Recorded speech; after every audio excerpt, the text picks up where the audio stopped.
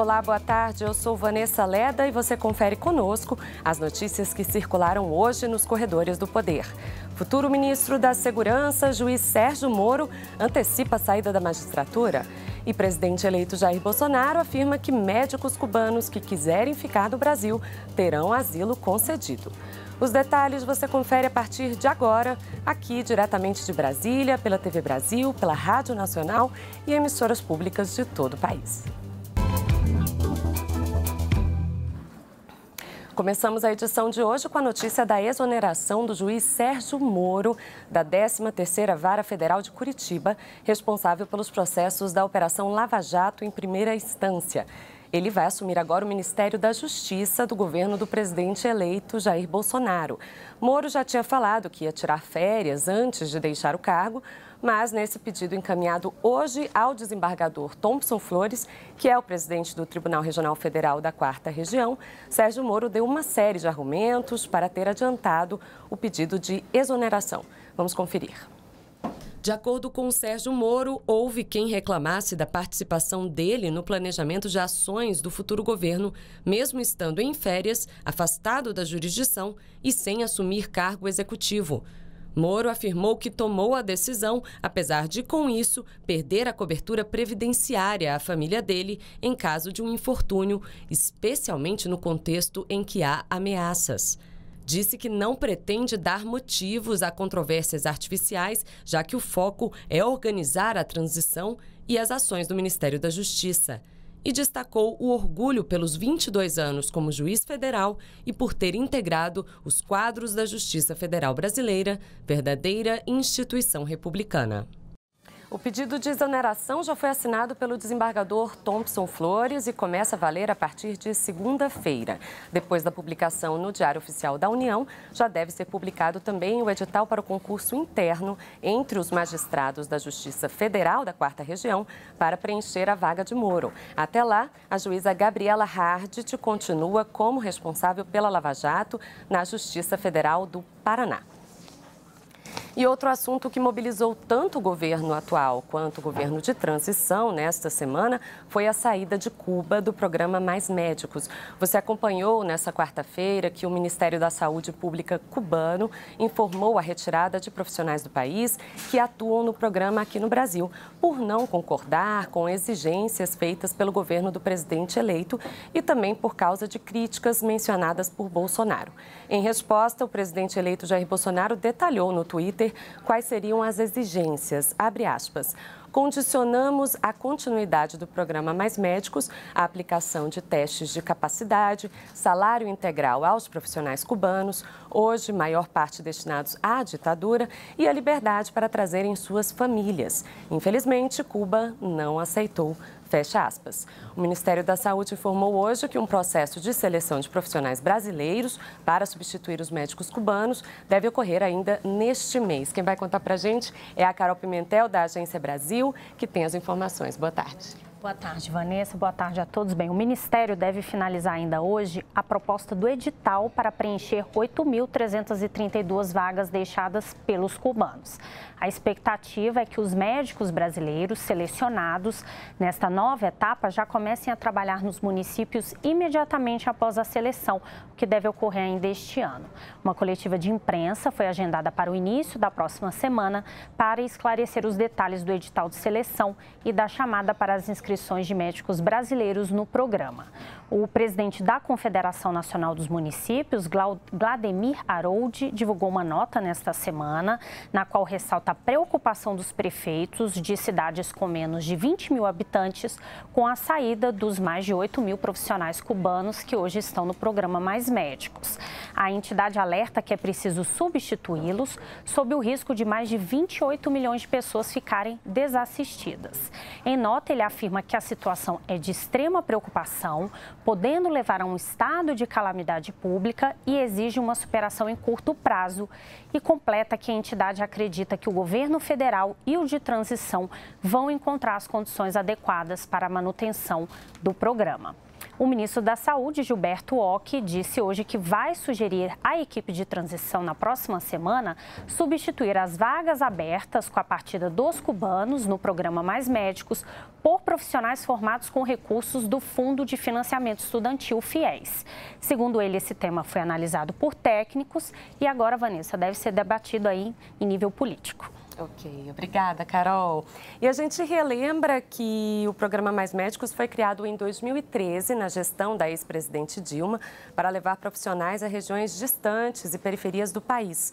A vinda dos médicos cubanos foi acertada por meio de convênio firmado entre os governos brasileiro e de Cuba, junto à Organização Pan-Americana de Saúde, e que dispensava a validação do diploma dos profissionais. Na ocasião, o acordo foi questionado por entidades médicas do país. Um levantamento da Associação Médica Brasileira, divulgado em março deste ano, sobre os resultados do Exame Nacional de Revalidação de Diplomas Médicos, o Revalida, do Ministério da Educação, apontava que em 6 anos, mais de 70% dos médicos cubanos que fizeram os exames foram reprovados. Segundo a associação, isso compromete a qualidade da saúde pública no Brasil e mostra a necessidade de revalidação do diploma de médicos formados no exterior. Hoje, Jair Bolsonaro falou novamente sobre o assunto. Reiterou que as exigências impostas ao programa Mais Médicos têm razões humanitárias com o intuito de proteger os profissionais cubanos. Vamos falar com Maurício de Almeida, repórter da TV Brasil, que está em frente à casa de Jair Bolsonaro, no Rio de Janeiro. Oi, Maurício, boa tarde. O que mais disse o futuro presidente? Olá, Vanessa, tudo bom? Boa tarde também. O presidente eleito Jair Bolsonaro passou a tarde inteira em casa. Ele não teve nenhum compromisso oficial. Na parte da manhã, ele conversou com jornalistas e voltou a falar sobre o programa Mais Médicos. Disse que desconfia também da qualidade dos profissionais cubanos e que eles enfrentam problemas humanitários. Vamos ouvir. Imaginou a senhora ficar longe dos seus filhos por um ano? É a situação de praticamente escravidão que estão sendo submetidos os médicos e as médicas cubanas no Brasil. Imaginou confiscar da senhora 70% do seu salário? Imaginou também, eu até faz parte da roda de conversa minha, que eu falo com autoridades, né? Eu nunca vi uma autoridade no Brasil dizer que foi assistida, atendida por um médico cubano. Será que nós devemos destinar aos mais pobres, profissionais, entre aspas, sem qualquer garantia de que eles sejam realmente razoáveis profissionais no mínimo? Isso é injusto, isso é desumano. E eu não sou presidente ainda, mas se fosse, exigiria isso. Uma revalida presencial. Há 4 anos e pouco, quando foi discutida a medida provisória, o governo da senhora Dilma, em alto e bom som, disse que qualquer cubano que porventura pedisse asilo seria deportado. Se eu for presidente, o cubano que pedir asilo aqui justifica, no meu entender, pela ditadura da ilha, terá o asilo concedido da minha parte.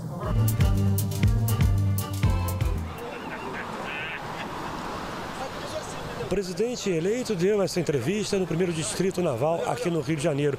Ele foi ao local bem cedo, no início da manhã, para tomar café com o comandante da Marinha, o almirante Leal Ferreira.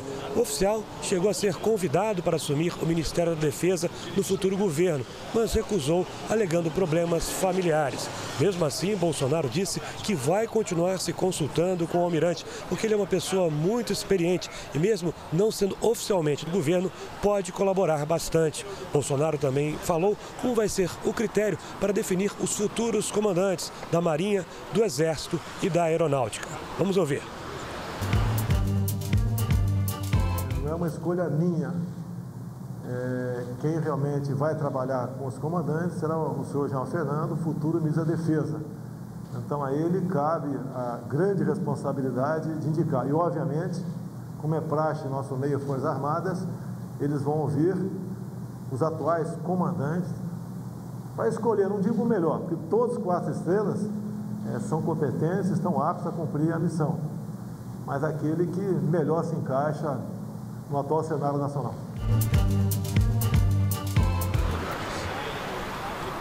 Bolsonaro também falou sobre a carta que recebeu dos governadores em Brasília. Os futuros governadores pediram a flexibilização da estabilidade dos servidores. Eles pretendem demitir funcionários para, com isso, conseguir equilibrar as contas do Estado. Segundo o presidente eleito, ele vai conversar e estudar o assunto com o futuro ministro da Economia, Paulo Guedes. No fim de semana, Bolsonaro não tem nenhum compromisso oficial aqui no Rio de Janeiro. Ele vai permanecer aqui no Estado, provavelmente em casa, recebendo a visita de amigos, como já aconteceu em outros fins de semana. Na segunda-feira, Bolsonaro permanece no Rio. Na terça, ele embarca para Brasília. Fica na capital até a quinta-feira. Na quinta, inclusive, deve participar do casamento do deputado Onyx Lorenzoni, que no futuro governo vai ocupar o cargo de ministro da Casa, chefe da Casa Civil. Na sexta-feira, Bolsonaro vai para São Paulo passar por uma avaliação médica e só no sábado retorna aqui para o Rio de Janeiro. Vanessa. Ok, Maurício, obrigada pelas informações. E a equipe de transição anunciou nesta quinta-feira a indicação de Roberto Campos Neto para a presidência do Banco Central. Quem tem as informações é a Gabriela Santilo, da redação da TV Brasil em São Paulo. Oi, Gabriela, boa tarde. Como o mercado reagiu a essa indicação? Desculpa. Isso mesmo, eu ia falar justamente isso, porque o mercado já se movimentou, viu? A escolha do economista Roberto Campos Neto para ser o presidente do Banco Central no governo Bolsonaro repercutiu fortemente de forma positiva nessa sexta-feira no mercado financeiro. Traduzindo a escolha, representou que o futuro governo coloca o Banco Central, o órgão responsável pela política monetária do país, um economista de formação liberal que defende o ajuste fiscal com controle de gastos e rigidez no controle da inflação. O anúncio da indicação foi feito em pleno feriado de 15 de novembro, quando o mercado financeiro estava fechado. Daí hoje, quando os negócios abriram, foi possível ver a imediata ressonância da escolha. O dólar caiu 1,28% e terminou o dia cotado a R$ 3,73, ao passo que o índice da Bolsa de Valores, o Ibovespa, principal indicador da B3, subiu 2,6%, 60%, desculpa. Roberto Campos Neto é neto de um dos criadores do Banco Central do Brasil, o expoente máximo do pensamento liberal, o economista Roberto Campos, que foi ministro do Planejamento do governo Castelo Branco entre 1964 e 67. Campos Neto tem 49 anos e vem da iniciativa privada para atuar no setor público. Ele é executivo do Banco Santander. Ele se formou em economia com especialização em finanças pela Universidade da Califórnia, nos Estados Unidos. Campos Neto vai substituir Ilan Golfain, atual presidente do BC, que não aceitou continuar no cargo. Para assumir a presidência do Banco Central, Roberto Campos Neto ainda terá de ser sabatinado pela Comissão de Assuntos Econômicos do Senado e daí então ter o seu nome aprovado. Lembrando que o cargo tem status de ministro, Vanessa. Ok, Gabriela, obrigada pelas informações. E de acordo com o Banco Central, os atuais diretores já, inclusive, se colocaram à disposição de Roberto Campos Neto. A nota do Banco Central destaca, em particular, Carlos Viana de Carvalho, diretor de Política Econômica, que chegou a um entendimento com Campos Neto para permanecer tempo considerável no cargo. E a gente aproveita agora para fazer um balanço desta semana, que teve vários anúncios de nomes para o futuro governo, além de um encontro entre Jair Bolsonaro e governadores eleitos. Quem traz esses destaques é o repórter Paulo Leite, aqui em Brasília. Oi, Paulo, boa tarde. Oi, Vanessa. A gente teve a indicação de 3 ministros essa semana. Um deles, Roberto Campos, que vocês falavam há pouco. Além dele, Defesa e Relações Exteriores. A gente teve também a indicação de outros 2 nomes importantes para o governo. Presidente do BNDES, o Banco Nacional de Desenvolvimento Econômico e Social e também secretário do Tesouro Nacional. Para a Secretaria do Tesouro Nacional, cargo que é ligado ao Ministério da Fazenda, a ordem é de continuidade. Segue no cargo Mansueto Almeida, que está no cargo há 7 meses neste governo do presidente Michel Temer. Para a presidência do BNDES vai Joaquim Levy, que foi ministro da Fazenda do segundo mandato, primeiro ano do segundo mandato da ex-presidente Dilma Rousseff. A gente preparou aí uma arte com os 9 ministros já indicados do futuro ministro, do futuro governo, melhor dizendo, Jair Bolsonaro. Veja aí quais são. Até agora, 9 ministros foram anunciados. Augusto Heleno, do Gabinete de Segurança Institucional, Ernesto Araújo, das Relações Exteriores, Fernando Azevedo Silva, da Defesa, Marcos Pontes, da Ciência e Tecnologia, Onyx Lorenzoni, da Casa Civil, Paulo Guedes, da Economia, Roberto Campos Neto, presidente do Banco Central, cargo que tem status de ministro, Sérgio Moro, da Justiça e Segurança Pública e Tereza Cristina, da Agricultura.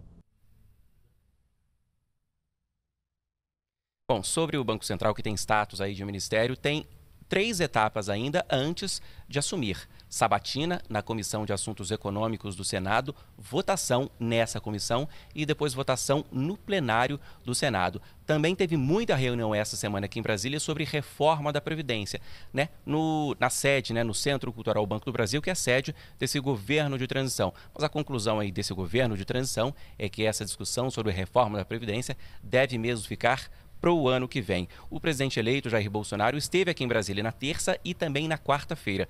Fez uma maratona aí por 3 tribunais superiores. Tribunal Superior Eleitoral, Tribunal Superior do Trabalho e também Superior Tribunal Militar. Recebeu também 4 embaixadores, o presidente da Câmara, deputado Rodrigo Maia. Agora, o evento mais aguardado essa semana foi a reunião com governadores. Uma reunião com 20 dos 27 governadores eleitos agora este ano, né, no mês passado. Reunião essa que aconteceu aqui em Brasília, na sede aí do governo de transição aqui do Distrito Federal.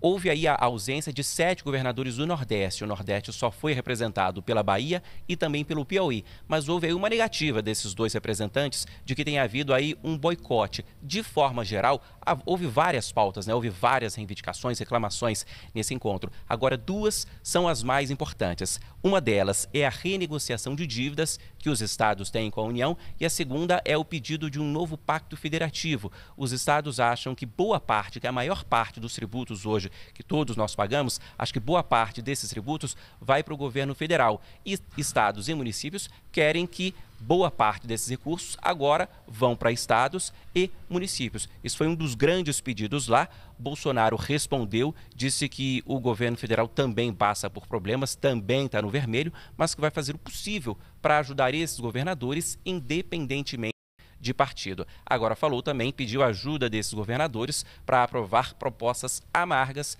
nas palavras dele, no Congresso. São reformas, a primeira dessas reformas, né, foi falado ali pelos governadores, é a reforma da Previdência, que deve chegar aí já no comecinho do ano que vem. Vanessa, com você. Ok, Paulo, muito obrigada.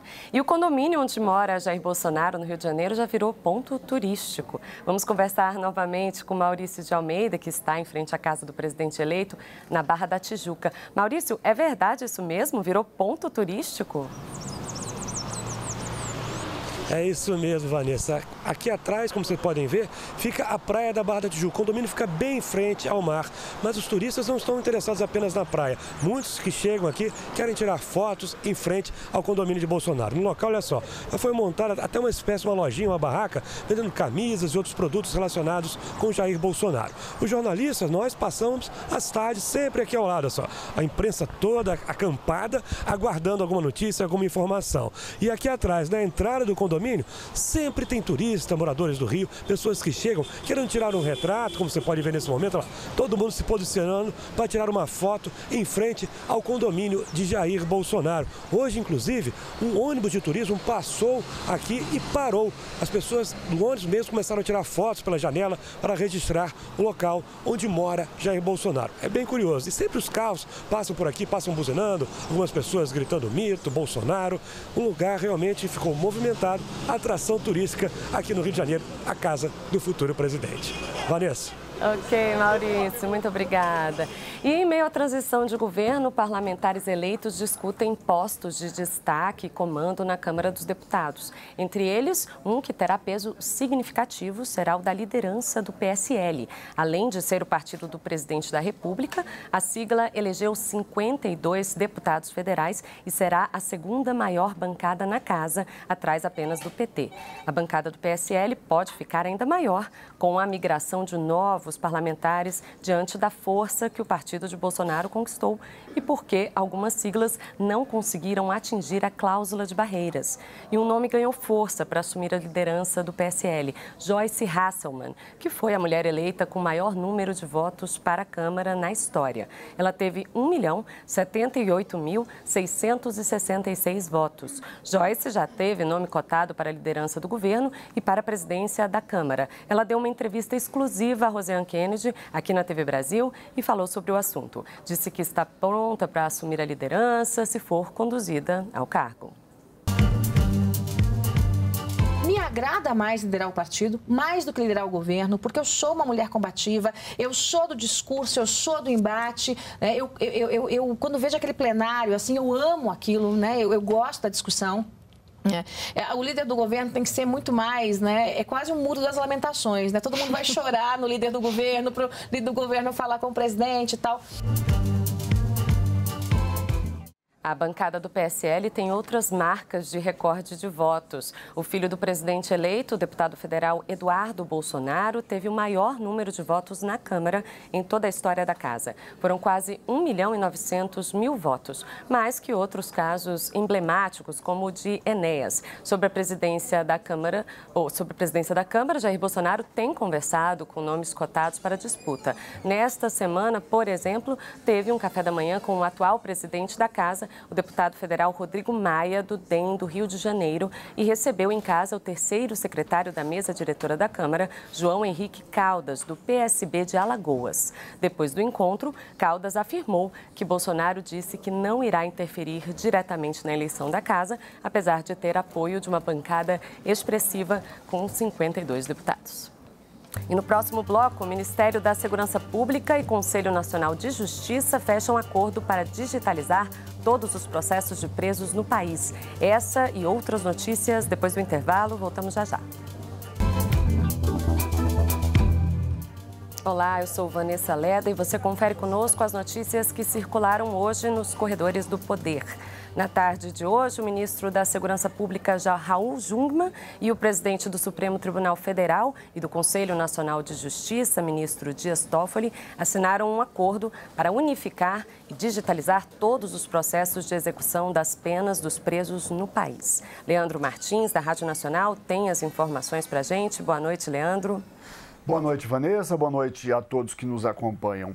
O custo do projeto foi estimado em 35 milhões de reais, que serão transferidos dos Ministérios da Segurança Pública, do Ministério da Segurança Pública para o Conselho Nacional de Justiça e terá tempo de implantação de 30 meses. De acordo com Jungmann, a unificação dos processos vai ajudar no combate ao crime organizado que atua dentro e fora das penitenciárias. Segundo o ministro, atualmente não é possível saber a quantidade de condenações que um preso possui em estados diferentes do país. Acompanhe.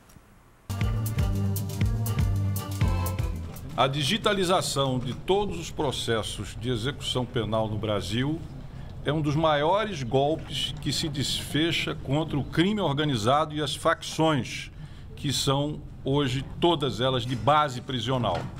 Isso porque, até aqui, nós não sabíamos, quando alguém era preso, se ele já tinha algum processo anterior. Às vezes, uma pessoa simplesmente batia o carro, era identificado, nada naquele estado, naquela unidade da federação constava e ele era liberado. Quando tinha processo por sequestro, por estupro, por morte em outros lugares. Agora, tudo isso vai ser digitalizado e em qualquer lugar do Brasil, qualquer juiz, como também a polícia, terá acesso aos processos de qualquer um que tenha cometido um delito. O presidente do Supremo e do CNJ, Dias Toffoli, disse que a criação do sistema vai permitir, por exemplo, que um preso não seja solto porque o juiz responsável pelo caso não tenha conhecimento de que o detento possui outra condenação. Acompanhe. Hoje, muitas vezes, alguém está cumprindo uma pena, chega depois a ser solto, mas ela tinha uma condenação em um outro estado. Nós não temos esse controle. Ou o inverso também ocorre. A pessoa já cumpriu a sua pena, mas por não saber que já terminou a pena, ela continua presa, o que é absolutamente injusto e ilegal. Então, esse sistema eletrônico de unificação será precioso para que nós possamos ter a identidade de todos os presos, também com a biometria, que é um outro termo que assinamos. Vamos identificar biometricamente todos os presos no Brasil e também teremos aí o controle dos alertas para que haja os benefícios sendo analisados a tempo e a prazo, de tal forma que as insatisfações dentro dos presídios vão diminuir muito. A estimativa é que existam hoje 2 milhões de processos de execução penal, a maior parte ainda em papel. Vanessa, eu volto com você. Ok, Leandro, obrigada pelas informações. E a gente segue com o nosso noticiário e fala agora sobre a 26ª Cúpula Ibero-Americana de Chefes de Estado, realizada na Guatemala. O presidente Michel Temer está no evento desde ontem e usou o Twitter para falar sobre os encontros bilaterais que teve nesta quinta-feira. O presidente citou a conversa com o rei da Espanha, Felipe VI. Disse, abre aspas, o rei mostrou-se confiante diante da agenda de reformas no Brasil e mencionou o continuado interesse das empresas espanholas em investir em nosso país. Fecha aspas. Temer também se reuniu com o presidente de Andorra, Antoni Martí Petit, com quem falou sobre turismo entre os dois países. Temer participou hoje de 2 sessões de chefes de Estado e de governo e deve retornar ao Brasil ainda nesta sexta-feira. A cúpula ibero-americana termina hoje na Guatemala. E ontem foi o dia da proclamação da República e o presidente Temer fez um pronunciamento sobre a data. Ressaltou a estabilidade das instituições no país, defendeu a união entre os brasileiros e disse que a transição de governo está sendo civilizada e cordial. Vamos ver. Eu torço pelo sucesso do novo presidente da República. Quero que o Brasil cresça e avance ainda mais do que no período em que estive à frente da administração federal.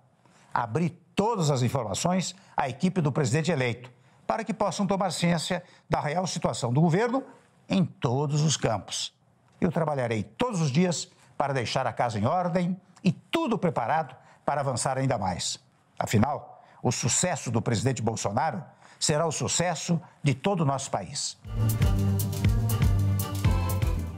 E é isso, eu fico por aqui, a gente se vê na semana que vem. Até lá!